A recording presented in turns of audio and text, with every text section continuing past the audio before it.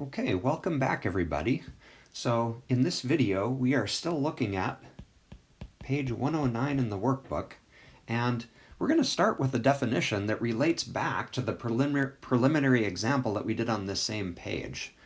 Okay, so it starts us off with a vector field and the same situation that we encountered in the preliminary example, the situation where it's possible to find a function, little f, whose gradient is equal to the vector field that we started with. Okay, we're going to give names to some of the terms in this situation that we're describing. Okay, so if this is true, then we call the vector field a gradient vector field. Another word for it is a conservative vector field. Those just mean the same thing.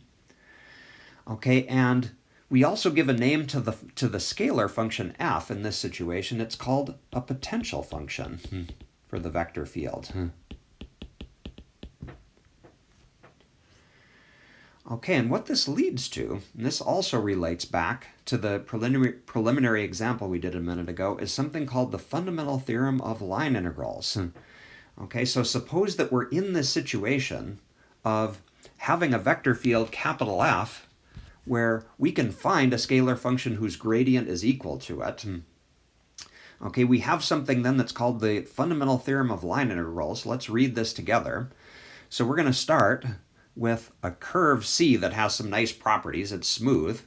And we have a starting point P and an ending point Q.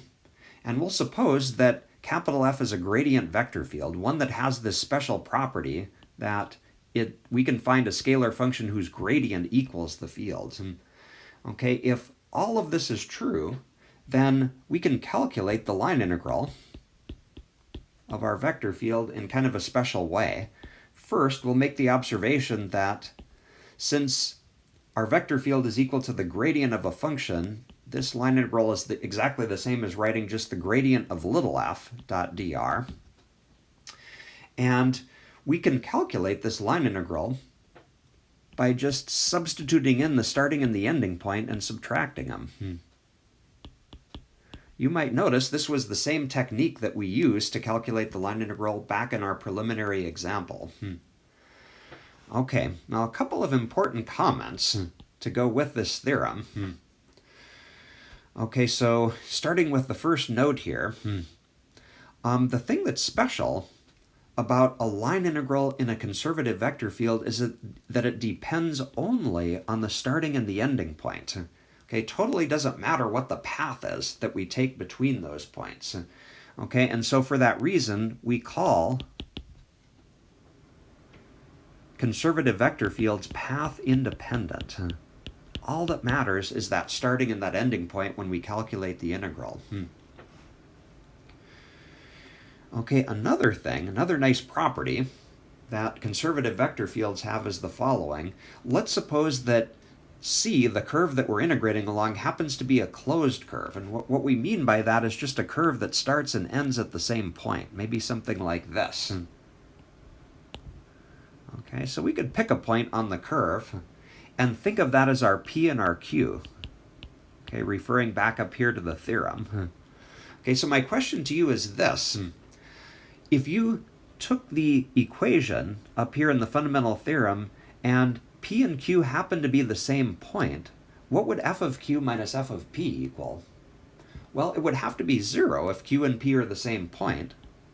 And so what that means is that in a conservative vector field, if you integrate around a closed curve, you are always going to get 0 for the value of your integral.